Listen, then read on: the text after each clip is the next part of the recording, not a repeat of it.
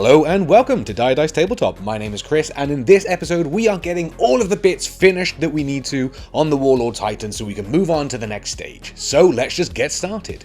First of all, I need to come in and weather all of the metal that is on the head of this. So we're using Winter, Streak and Grime, thinning that down. It's the same process as I've done in the previous videos, getting a good coat of that over it, letting it dry, then coming in with a sponge dapped in mineral spirits, and finally drying it with a hairdryer. The next thing that's going to get our attention then is going to be the lenses. Starting off, I base coat these with grey because it goes over the metal better, and then I can apply a white base coat over the top of that grey. That gives us a really nice bright starting point now to start building up some colours. Now, I wanted to go with a variety of different colours as if they were all different types of sensors. So I'm going to be applying inks over the top of these. I find that inks apply really well just under a white base tone. Because there's also going to be LEDs in the eyes as well, they are quite bright, so you're not going to see too much of the colour through.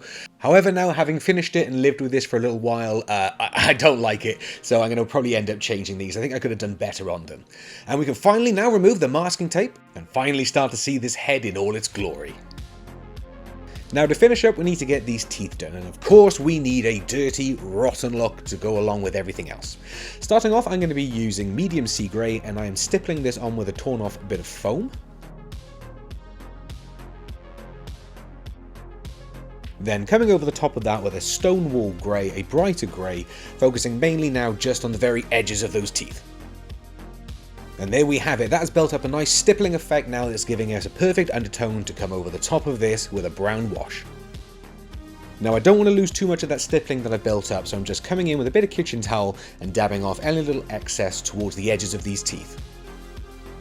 And there we go. I'll put that to one side to dry, but that is now our first piece of the Titan fully painted and ready to go on. Turning our attention next now to the rest of the armour panels themselves. So a couple of these have got some teeth that I missed last time, so let's go in and we're going to start off with a base coat of barbarian flesh and then coming over the top of that with bone white.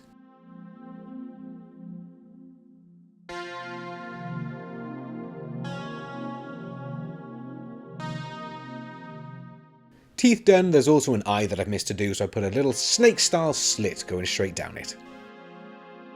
Finally then, to finish these teeth off, we're coming back with Streak and Grime, applying that all over, getting it deep in the recesses, letting it dry, and removing it from all those raised areas.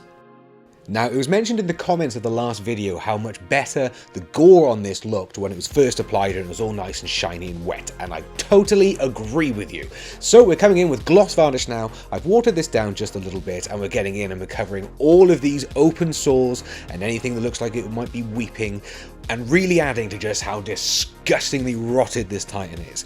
Now, I've got to say, there was a few times when I was painting this when I sort of even made myself feel a little uneasy. There were bits that looked a little bit too realistic, but it was so great to see just how much more this added. We are really thundering through this to-do list now, but next up is the base, and by far this was the biggest thing that I had to come and tackle.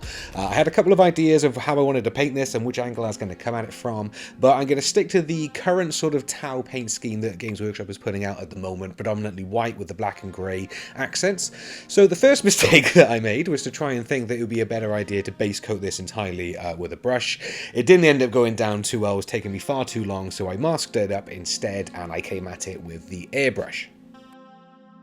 With our white base coat down, next up I'm following the paint scheme exactly how it appears on Games Workshop's website, blacking out all the parts that need to be, and then using a grey primer for all the parts that match theirs as well. Devilfish base coated, the next thing we're going to do is paint the mud. Now, I'm using 5 different acrylic paints here. We're stippling all of these on, building them up and wet blending them on the base. This is going to enable us to get a really nice natural tonal variation within the mud. We don't just want one colour of brown all over it, we want a little bit of visual interest. Once this is dried, we can get a better look at how these colours all blend together. Now, it is a little bit shiny under these lights, but I'm also going to be coming back in later on with a matte varnish just to dull it down a little bit. And now is also the time to pick out just the other details that are on the base. Now this devilfish is looking far too clean, so let's start weathering it. What we're going to be doing is, I'm not sure what kind of sponge this is. We all know what it is, we all use these as a kid. Now these have a sharp point to them that isn't perfect for catching out all of those edges. Because the devilfish is a larger model, we can get away with using a bigger sponge. So we're cutting off the top of that, and that's creating a small little flat surface that's really easy for us now to use a grey and just start building up lots of little chips and stippling all over the model just to start weathering it. This got a second lighter pass then with a brown as well, as if mud has flicked up all over it.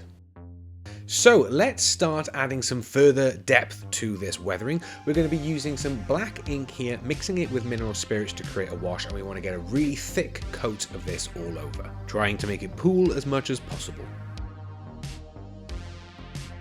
Then, as we have done before, we're coming in with a mineral spirit soaked sponge, and we're getting off a lot of the black that we've just put down. This is going to really help now bring the overall brightness of that white down.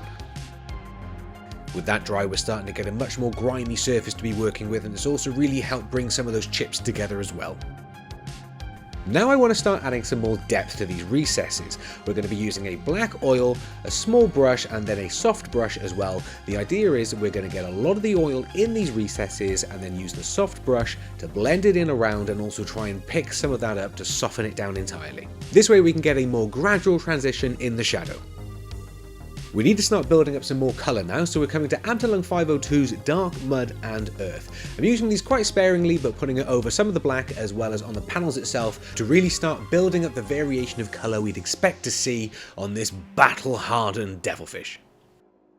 The look, of course, wouldn't be complete without some rust streaks, so we're using Rust Streaks by AK Interactive. Now this is still a technique that I need to get better at, but I put it over all the sensible areas that you think to see and really adding some more further depth to the brown that we added in the previous stage. There's also some great scratches that have been moulded into this, so we're making sure not to miss those at all, coming in with a thin brush and filling those up with some black oil paint.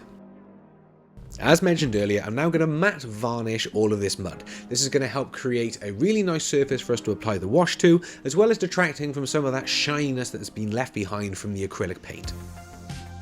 I didn't really bother to water this down at all, I just took it straight out of the bottle, maybe dip my brush in water here and there just to help it flow, but I really wanted to get a good thick layer over it to really knock back as much shine as possible. Once that had then dried, I mixed the brown and black acrylic paint that we put on the base earlier, really watered this down and put a thin coat all over the base itself, just to really help now build up some of those darker colours in the real recesses of the ground texture that we've got. Now that it's dried, you can see that we've still got the tonal range within there, but it's added just that extra bit of depth that it's needed. Turning the attention now to our unfortunate friend that has met his fate. We first need to get all of the acrylic paint off that we built up just by getting all this base coat done, and for doing that I just use a simple isopropyl alcohol and a Q-tip. We then base coated this black, gave it a grey dry brush just to pick up all the highlights on that fabric, as well as then blocking out all the armour that we want to be painting white with a grey first, just to help that white to go over the top. He then got a wash of streaking grime, I dabbed that off, as well as coming in and weathering it the same way that we have done, but this time I'm just using the oils, picking up all those surfaces, trying to get some little chips on there. To round the soil off then, we're using leather brown as a highlight, being light with this on the dry brush, not loading the brush up too much, we just want to get a really subtle colour all over the top. Now it's time to weather the feet themselves. I'm coming back and using some of the Abdelung 502 paints as well as our Winsor & Newton black oil paint. This is just a matter of, similar to how we did with the base, we're stippling on multiple different shades all at the same time, blending them in on the model and letting those all work together. Lastly then, we need to decide what we're going to do with this shoulder panel. I've been putting this off for the longest time because I really didn't know what to do with it, but after painting the other muscle and putting the gloss on it, I really liked how that was looking, so I thought, why not try and replicate it? But honestly, at the end, I'm not too sure how it's ended up working out, so let me know. I think I might come and change this. But we started off with our Flesh Tearers red. Once that was done, we then came over with a dry brush of Emperor's pink. On these eye little pustule things, we came in with Dark Reap purple, and we gave those a dry brush, as well as coming over the top of that then with Blue Horror, just to try and pick out some of those details. Next, on the scaly carapaces things, I want to build those up to sort of a lighter grey, which I'll then put a brown over the top of. So I first blacked these out, being a little rough on the edges just to help blend it in with the skin underneath. I also then put a base coat of leather brown down on the teeth as well. Whilst that was then drying, it was time to give these scaly pieces a dry brush of grey.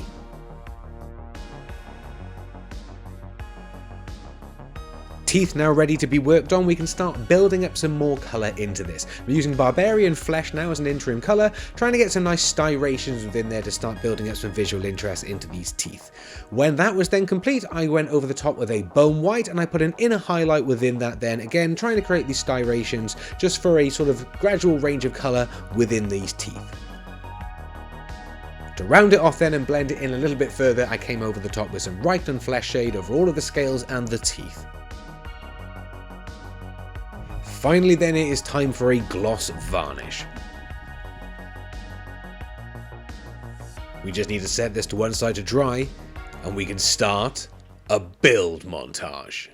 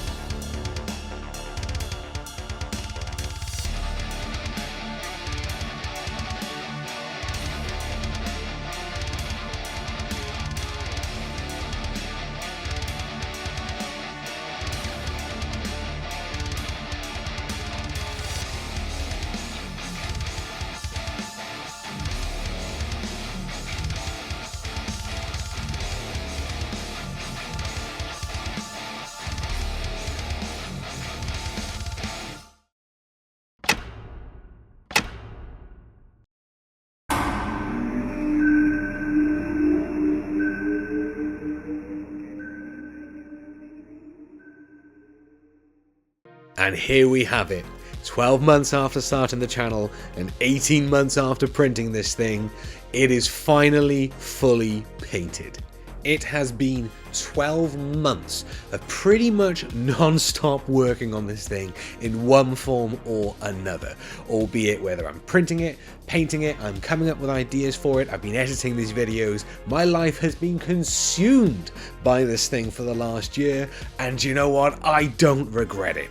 I am so happy to see this thing finally at this stage, but it is not stopping here. This is just the start of it. So let's talk a little bit about what is to come now with the Warlord Titan.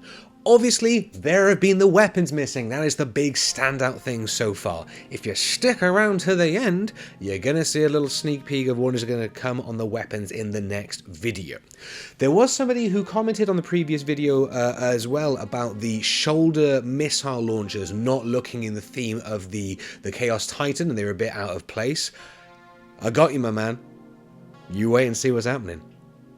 There's going to be a total now of 6 weapons that are going to go on this model, and all of them I want to really pull out the stops and make them as interesting as possible. I've come up a lot of research with electronics and I've got a lot of ideas about trying to make something really, really cool with certain things.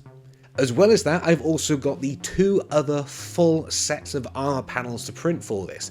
There is the full Imperium kit.